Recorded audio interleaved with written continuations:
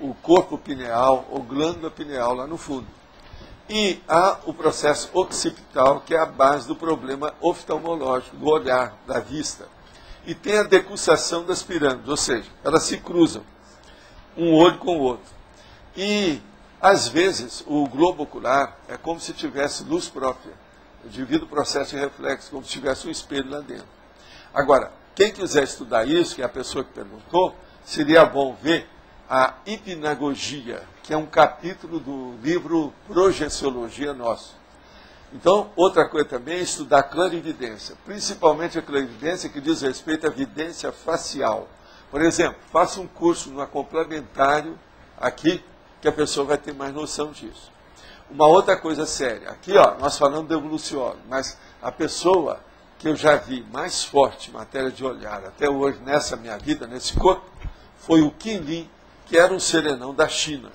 E a distância, o problema dele era um portento, parecia até um processo cósmico, o olho dele. E ele tinha os processos simbólicos, ele vestia com as coisas de símbolo, a hora que aparecia aquilo, tinha como fosse um símbolo na testa dele.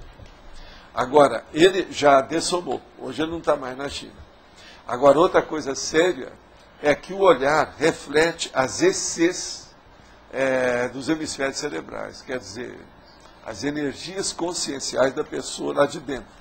Por isso que tem o chakra frontal, tem o terceiro olho, como o povo chama, tem aquela pessoa que é sampaco, aquela que tem os olhos assim, ó, o negócio é mais para baixo, que fica um branco de baixo, isso é o sampaco. Eles acham, processo de simpatia, folclore, do orientalismo, que isso aí também mostra que a pessoa tem algum processo paranormal, ou, no caso, parapsíquico. Uma outra coisa também, há o problema do carisma com o processo do olhar e o problema da hipnose. Muita sugestão é feita pelo olhar. O olhar é uma linguagem. Você pode fazer várias coisas com o olhar. Ó, fazer isso. O negócio é muito sério. Agora, outra coisa. Muitos dos amores à primeira vista, eles acontecem. Eu admito que existe o amor à primeira vista devido às vivências de outras vidas, quer dizer, de outras vistas no passado. De modo que tem o amor à primeira vista. Agora, muitos desses amor à primeira vista, ele existe devido ao olhar. Então, um olhar fulminante, um olhar de energia, você manda energia que ela vai com o processo do front chakra, aonde a pessoa quer. Eu mesmo já falei que às vezes a pessoa tem a noção perfeita na hora que está mexendo com o processo do front chakra, que tem uma tromba de energia que mexe lá na frente. Aquilo sai da pessoa e vai. Isso é um fato.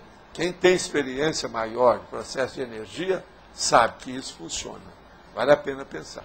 Professor, pode falar, Leandro. Só para complementar, tem um documentário que chama Janela da Alma. Ele entrevista várias personalidades. Sobre isso. É um documentário brasileiro, entrevista várias personalidades internacionais. É interessante também. Seria bom a pessoa ver. Quiser estudar.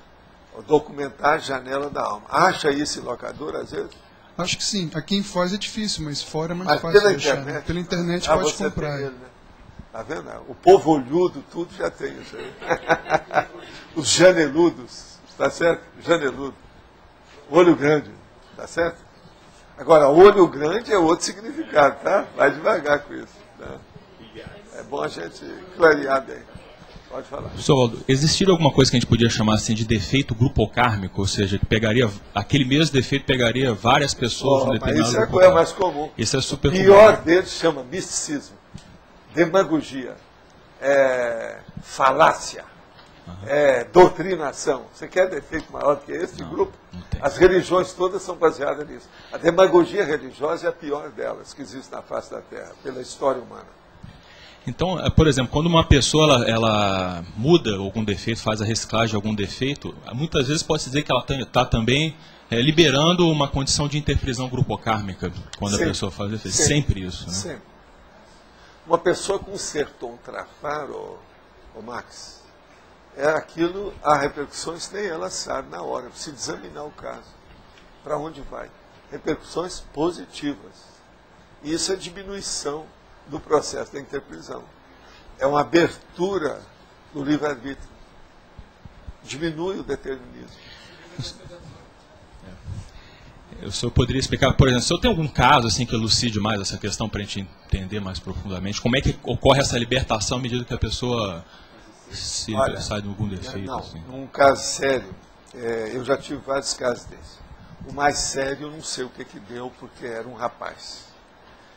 Mas teve outros que eu vi que o negócio deu certo.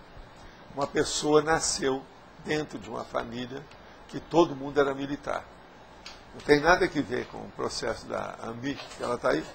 Ami não tem nada. É um outro caso que eu estou falando. Também não é o caso daquele rapaz que algumas pessoas conheceram lá no Rio. Aqui hoje não tem a turma. Você sabe quem é? Aquele rapaz, o louro.